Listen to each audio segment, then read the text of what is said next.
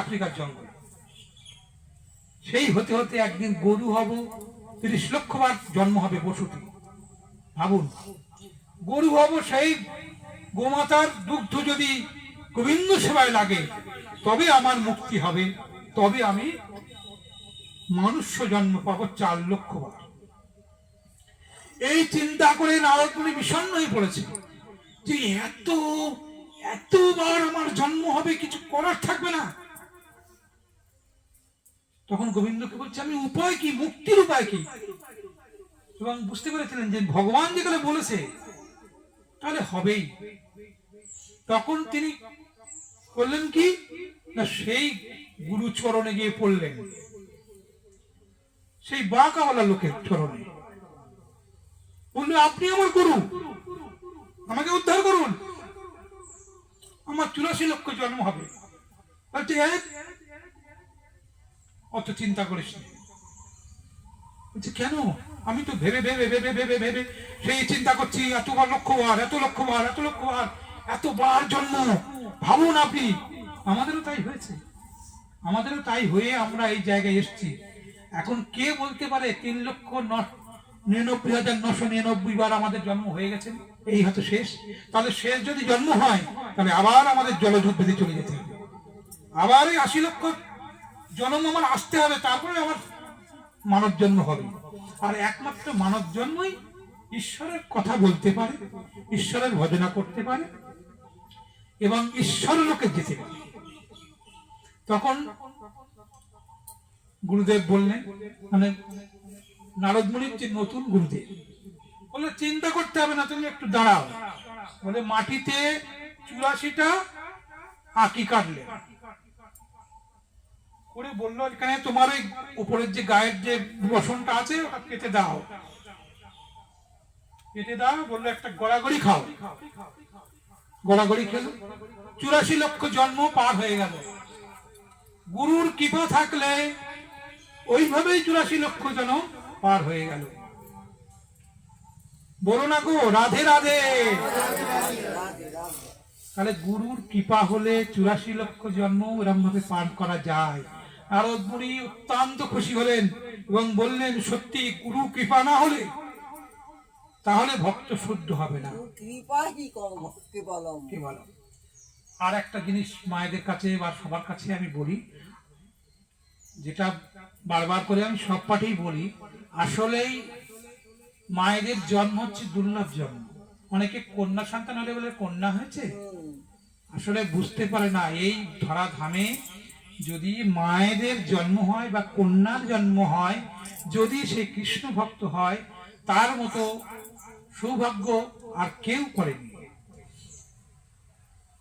তার চেয়েও সৌভাগ্য যদি পুত্র সন্তান গোবিন্দ চরণ পায়, গোবিন্দের কৃপালাভ পায়।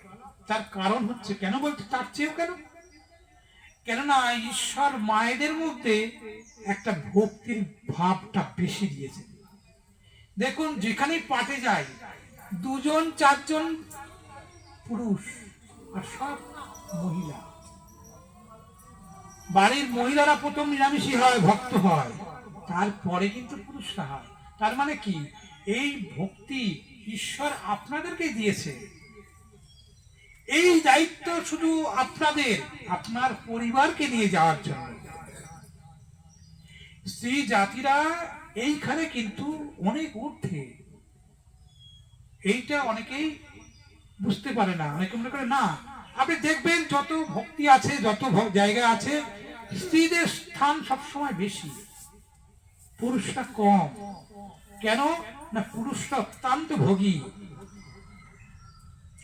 সহ্য ক্ষমতা কম। কিন্তু স্ত্রী জাতির মধ্যে মায়ের ভাব আছে বলেই তারা অনেক ধৈর্যশীল এবং ভক্তিমতী।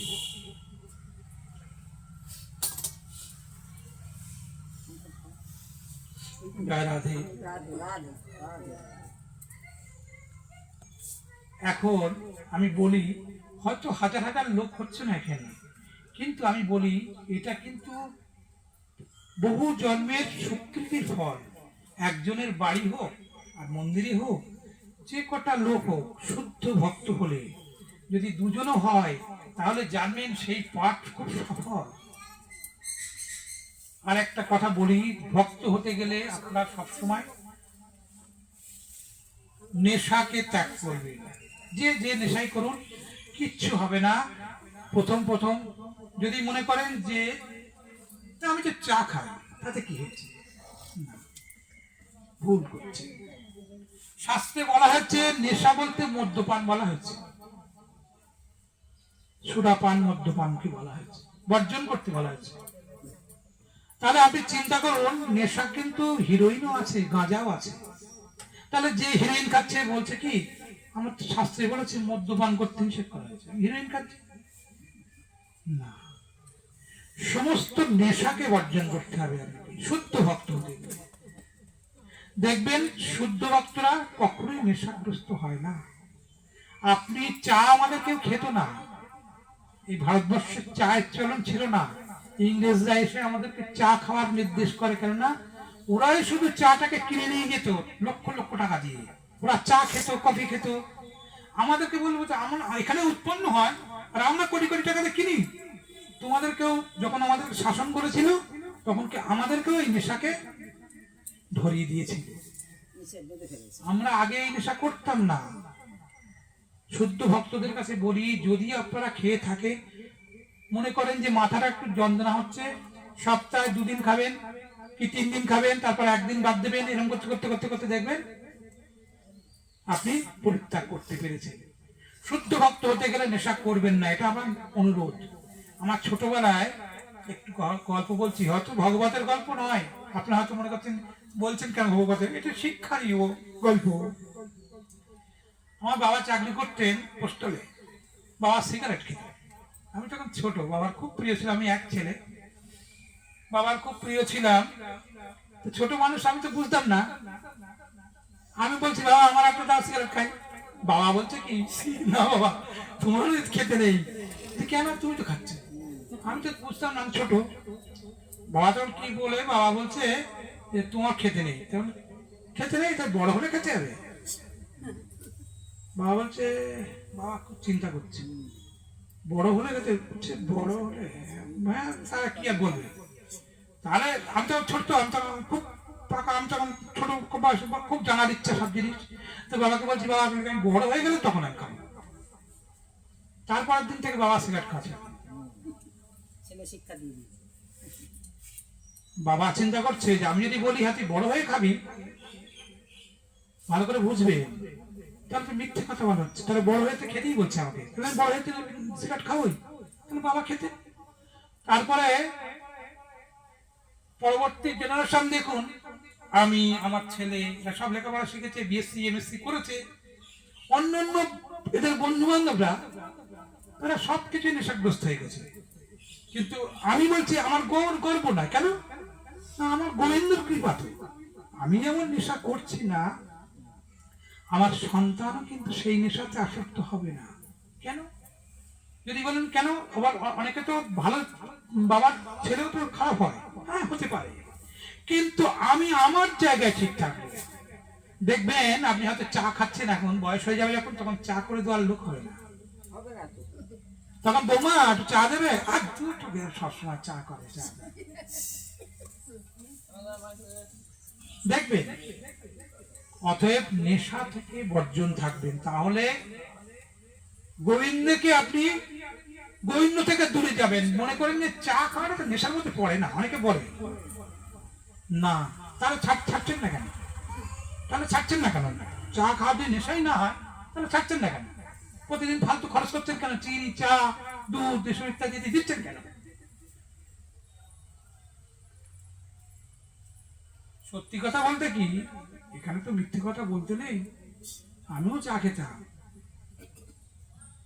আমি চা খেতাম। চা খেলে কি এটা কি হবে? আমার ছেলে বলে ভক্ত হলে চা খেতে নেই।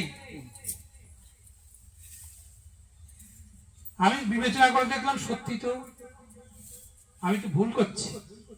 আমি বলছি লোকের নেশাগ্রস্ত থেকে মুক্ত হতে বলছি,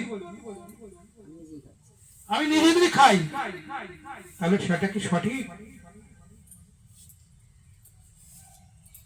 এই জন্যই একটা গল্প, রামকৃষ্ণ একজন বুড়িমা এসে বলছে রামকৃষ্ণকে, ঠাকুর, বাবা ঠাকুর, আমার এই নাতিটা বড় মিষ্টি খায়, ওর দাঁতে পোকা, তবু খাবে না, আপনি একটু বলে দেন তো। তাহলে আপনি বললেও শুনবে। রামকৃষ্ণ বললাই 15 দিন পরে আসবি। 15 দিন পরে এসছে, বলছে এই পরের সপ্তাহে আসবি। তারপরের সপ্তাহে এসছে, আবার বলছে আপনি বললেন না তো। সেই পরের সপ্তাহে যখন গিয়েছে, তখন রামকৃষ্ণ বলছে এই খোকা, মিষ্টি খেও না, তোমার দাঁতে পোকা হবে। তা সে বুড়িমা বলছে না ও ঠাকুর, 15 দিন পরে বললে, আবার বললে 1 সপ্তাহ পরে, 6 দিন তো বলে দিলে হয়ে যেত। বলে আর 6 দিন বললে হবে? আমি তো মিষ্টি খেতাম, আমি ছাড়লাম, তারপর তো বললাম। রাধে রাধে। তাহলে নিজেকে শুদ্ধ হতে হবে। অনেকে দেখেছি আমি, বৈষ্ণব, সবাই বৈষ্ণব, বৈষ্ণবের কোনো সমালোচনা করতে নেই, তাহলে পাপ হয়। কিন্তু আমি দেখেছি অনেক বৈষ্ণব খৈনি খেতে, আমার খুব কষ্ট হয়েছে। বৈষ্ণব যে সাধু হবে, সে কেন খাবে? তাহলে সাধু হওয়াই বা কি দরকার? সংসার ধর্মে করো, সংসার ধর্মতেই মধ্যে যাও। আমি যখন ভক্তি পথে আসবো, তাহলে আমার ঠিক ঠিক জায়গাটা আমি নেব।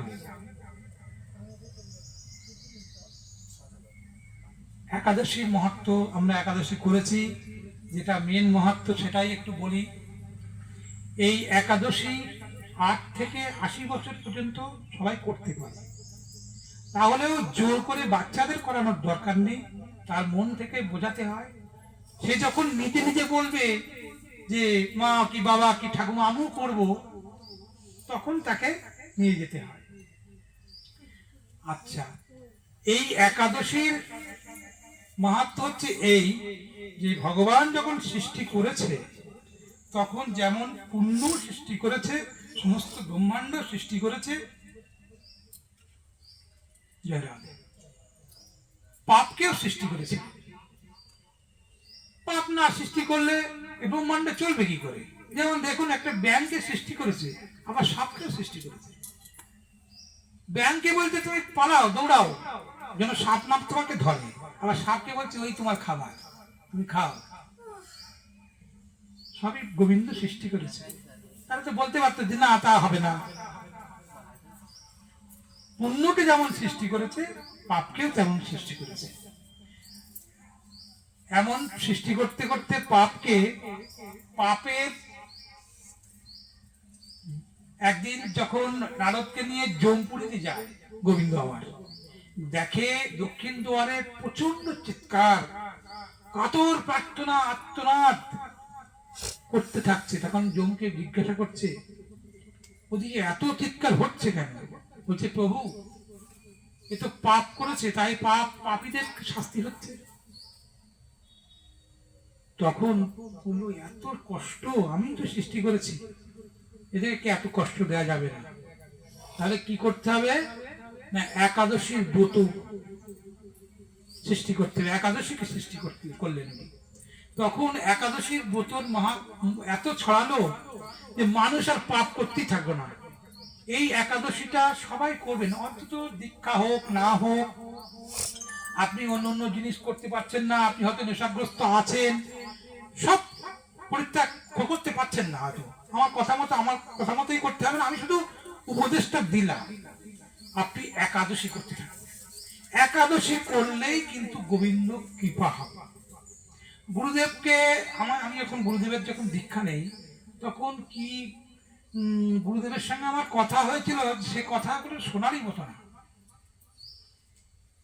কিন্তু গুরুদেব শুধু বলেছিলেন খুব স্নেহ করতে হবে। আমি আসলে জ্যোতিষী ছিলাম, তো বলতে বল দেখতে আমার হাতে আমার ভজন সাধন হবে কি, আমি আমার পাপে ফেলবেন না গুরুদেব, আমাকে পাপে ফেলবেন না, আমি যে করছি আপনার ভবিষ্যৎ করে আমাকে আর ফেলবেন না। তাই বললাম আমার মুক্তি কিভাবে হবে? তাই আমি তো দীক্ষা নেব, কিন্তু আমি তো খাওয়া দাওয়া করতে পারি যে, একদিনও খেতে পারি, একদিন খাই তো সে এই করে ভাত খাই, আমার কি করে উদ্ধার হবো? আমি আপনার চরণে পড়লাম, আমি তো দেখতে পাচ্ছি এত পড়াশোনা করেছিলাম জ্যোতিষ নিয়ে, সব কিছু লাস্টে লেখা আছে। সেটা আমাদের যে জ্যোতিষী গুরুদেব, আমি পিসি চন্দ্রতে বসতাম, পিসি রায়জহরি, ভালো ভালো জায়গায় বসতাম, টিভিতে বসতাম, আগে প্রোগ্রাম করতাম। ভগবানের ইচ্ছে যেটা আমি শিখেছিলাম সেই শেখায় পয়সা অনেক আছে, কিন্তু পয়সায় কিন্তু সব নয়। তুমি যদি প্রকৃত জ্ঞান অর্জন করো তাহলে তুমি ঠিক তাকে চিনতে পারবে। আমাদের যারা জ্যোতিষে শিখেছে তারা কিন্তু প্লেনে চলে, আমাকে বলে তুমি কি করছো, বুঝতে হবে। কিন্তু আপনাকেও বুঝতে হবে, আমার জায়গাটা আপনাকে বুঝতে। আমি গুরুদেবকে বললাম, গুরুদেব আমি উদ্ধার হবো কিভাবে? আমি অনেক পড়েছি গ্রহরা কিভাবে কি করে, কোন গ্রহে কোন সৃষ্টি হয়, আপনার কি হবে আমি বলে দিতে পারবো, আপনার কি আছে, কি যোগ, কি বৃত্তান্ত, কখন কি হবে সব বলে দিতে পারবো, সে গণনা করতে পারি আমরা। কিন্তু গ্রহ চক্র সব কিছু লেখা আছে, কিন্তু লাস্টে লেখা আছে হরের নাম হরের নাম হরের নাম কেবলম নাস্তি। গুরুদেব বললো এটা বলবি না। কেন? এটা যদি জানতে পারে তাহলে তো কেউ তোর পাথর দেবে না। তোর কাছ থেকে পাথর নিয়ে তোর লক্ষ লক্ষ টাকা দিয়ে পাথর নেয় লোকে। আমাদের পশ্চিমবঙ্গের কথা বাদ দিচ্ছি, সাধারণত বারাসাত কলকাতাতে কোটি কোটি কোটি কোটি টাকার পাথর বিক্রি হয়। আপনাদের কল্পনাও নেই, এক একটা হীরের দাম লক্ষ লক্ষ টাকা, পোকরাজের দাম 2-3 লাখ টাকা। তাহলে এই মানুষগুলো তো শিক্ষিত, তারাও তো পাথর ব্যবহার করছে। তাদেরকে যদি বলি যে কৃষ্ণ নাম করো, তারা বলে আমাদের সময় নেই, আমরা খুব ব্যস্ত। তো মাগো লক্ষ টাকা দিয়ে পাথর পড়বে, কৃষ্ণ নামের কথা বললে বলছে সময় কই।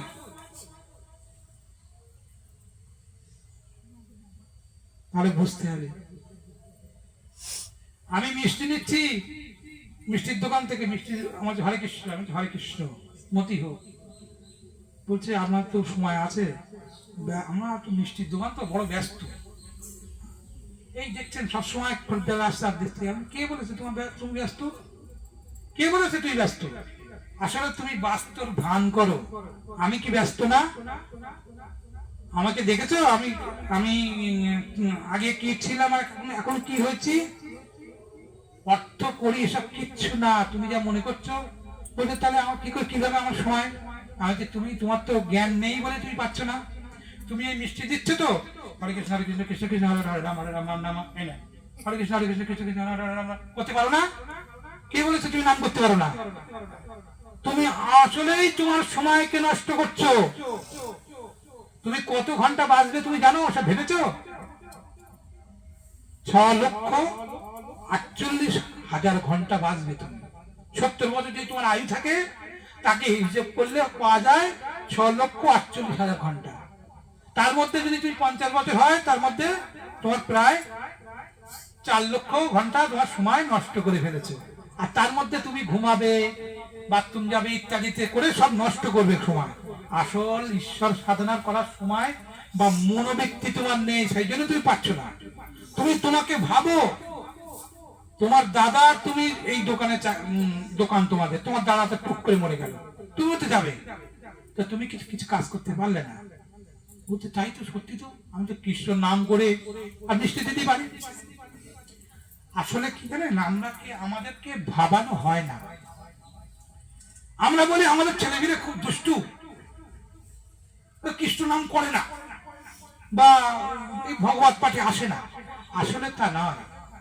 আমরা আমাদের ছেলে মেয়েকে মানুষ করার যে সমস্ত পন্থা, সেইগুলোকে সঠিক পথে নিয়ে যায় না। একটু গল্পের মাধ্যমে বলি ভগবতেরই কথা। বৃন্দাবনে একজন অভক্তই ছিল, মানে সে তার বাড়িতে সে ছেলে খুব দুরাচারী বলা যায়, ঠাকুরের নাম তো করেই না, উপরন্ত তার সমালোচনা করে। তার মা গিয়ে বলছে আমার ছেলে একদম তো ঠাকুর নাম করে না, তা বাবাজি যদি আপনি একটু কিছু করতে পারেন। হ্যাঁ ঠিক আছে, তোদের বাড়ি যাবো। একদিন গিয়েছে, গিয়ে বলছে বাবা একটু রাধা রাধা বল। তা বলছে ও বলে আমার কি হবে, লাভটা কি? সারাদিন দেখি বৃন্দাবনে সব রাধা রাধা রাধা রাধা বলছে, মানে ও নিজে বলছে না, বলছে সবসময় বৃন্দাবনে দেখি সব বলে বলে বেড়াচ্ছে, তা আমি বলে কি লাভ হবে, আমিও বলতে পারবো না। সে ভোগে মাত্র হয়ে পড়েছে। যেমন আমাদের এখানে আছে বাচ্চা কাচ্চা ছেলে পিলে নানা রকম ভাবে ভোগে মত্ত, ঈশ্বরের নাম করেই না। তখন সেই বাবাজি দেখলেন দাঁড় সোজা আঙুলি জায়গায় ঘুরিয়ে উঠছে না, একটুখানি ব্যবস্থা করতে হবে। ও গিয়ে ফট করে হাত ধরে এরকম করে মোড়া দিস, দেখেন না বাচ্চা না মোড়া মোড়া মোড়া কল খেলি না, এই বল এরকম করে যখন ব্যথা লাগে হ্যাঁ হ্যাঁ হ্যাঁ স্বীকার করে না, যত বে করছে তত মোড়া দিচ্ছে, তত না না বল আগে বল, বলতেই হবে তো, তত মোড়া দিচ্ছে, বলছে রাধা রাধা, এই একবার বলেছে সেরকম না পড়লে হয় না। রাধা রাধা বলেছিস তো, বলতে বলে আমার কি হবে, বলছে আজ বুঝবি নি, এইটা তুই যখন মরে যাবি জমপুরে জিজ্ঞেস করবি যে রাজা বলেছি একবার, তার তার মাহাত্ম কি। সাধু সাধুর মতো চলে গেল। মা জানে ছেলে অত্যন্ত ভোগী, বিভিন্ন পাপ কাজে লিপ্ত। একদিন তার বয়স হলো, মৃত্যু হলো। মৃত্যু হয়ে যখন যমরাজের কাছে গেল, চিত্রগুপ্ত খাড়া দেখে ওরে বাবারে এ তো পাপের একদম মানে ভর্তি। ও তখন ওর মনে পড়েছে যে আমার তো জিজ্ঞাসা করতে বলেছিল, এই একটা সুযোগ। বলছে আমার একটা প্রশ্ন আছে, যাই সারা জন্ম পাপ করেছে, কি প্রশ্ন? বলছে আমি রাধা নামের মাহাত্ম কি? যমরাজ চিন্তিত হয়ে গেল, বলছে দেখো তো খাতায়। বলছে হ্যাঁ হ্যাঁ মানুষ একবার একবার হয়েছে। এইবার তখন বলছে মাহাত্ম কি, এটা আমার জানার দরকার। বলছে আমি তো এই মাহাত্ম গোবিন্দ চরণ, এই মাহাত্ম আমার অনেকটা আয়ত্ত আছে, সবটাই না, কিন্তু রাধা নামের মাহাত্ম তো আমি জানি না। নিশ্চয়ই ইন্দ্রদেব জানে, ইন্দ্রদেবের কাছে যেতে হবে। চলুন। তখন দোলায় করে নিয়ে যাওয়াচ্ছে, ইন্দ্রদেবের কাছে দেখিয়ে দিয়ে জানলে মাহাত্মটা। যমরাজের মনে মনে চিন্তা হচ্ছে যে আমি তো জানি না, দেখিয়ে দিয়ে জানা যায়। তখন ও বলছে যে আপনি কাজ করুন, 3জন 4জন যাচ্ছে তো একজনকে বাদ দেন, আপনি এই কাঁধে নেন আমাকে। যমরাজ বলছে তাই বলছে যেখানে আমি তো ফাউ যাবো, তা দেখি কাঁধেই নেই। যমরাজ কাঁধে করে নিয়ে যাচ্ছে। ইন্দ্র মনে করছে এবার বিশেষ একজন, যুবরাজ ইন্দ্র মনে করছে নিশ্চয়ই যদি যমরাজ কাঁধে করে নিয়ে আসতে একটা বিশাল ব্যাপার। ও আসুন আসুন আসুন করে বসুন বসুন বসুন, কি ব্যাপার কে ইনি? বলছে যে এই ব্যাপার হচ্ছে এই রাধা নামের মাহাত্ম কি আপনি জানেন? ইন্দ্রদেব বলছে এটা তো আমার ঠিক জানা নেই, নিশ্চয়ই আমার মনে হচ্ছে ব্রহ্মা জানতে পারে, ব্রহ্মার সৃষ্টিকর্তা নিশ্চয়ই উনি জানবেন। তাহলে আপনি চলো দেখি, সবাই মিলে দেখি আমরা। তখন ইন্দ্রদেব একদিক ধরল, আর 2জন জমপুরের যমদূত আছে, ব্রহ্মার কাছে গেল। ব্রহ্মা বলছে যে দেখো গোবিন্দকে চিন্তা করে গোবিন্দের লীন হয়ে যাচ্ছে আমি, তাই বুঝতে পারছি না, কিন্তু সেটা যদুও বুঝি, রাধা নামের মাহাত্ম আমি বুঝি, নিশ্চয়ই মহাদেবী বুঝবে, কেননা উনি ওনার মতো শুদ্ধ ভক্ত ব্রহ্মাণ্ডে কোথাও নেই।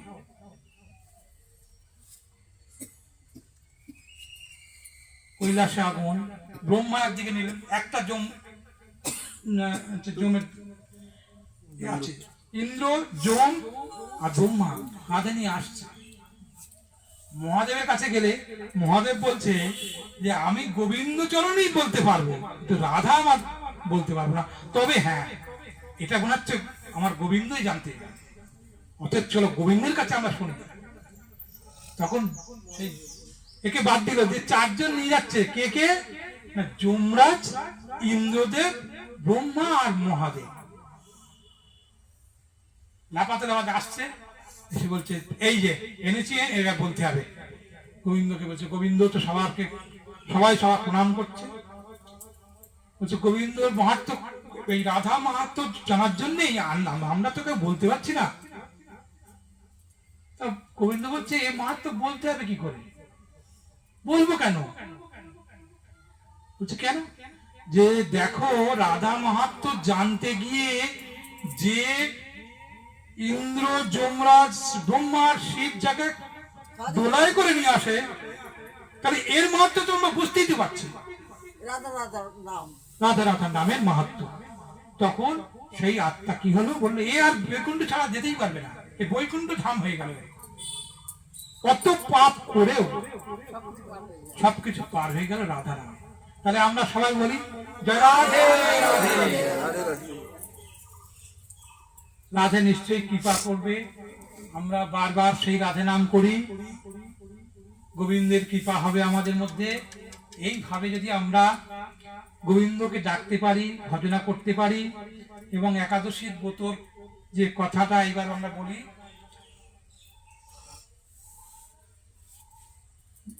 যুধিষ্ঠির একদিন জিজ্ঞাসা করছেন, হে কৃষ্ণ, এই এই একাদশী কামদা একাদশী এর কি মাহাত্ম্য আছে বর্ণনা করো। আমরা সেই বর্ণনা শুনতে চাই। তখন শ্রীকৃষ্ণ বললেন যে বশিষ্ঠ মুনি একবার মহারাজ দিলীপকে ঠিক এই প্রশ্নেরই উত্তর দিয়েছিলেন।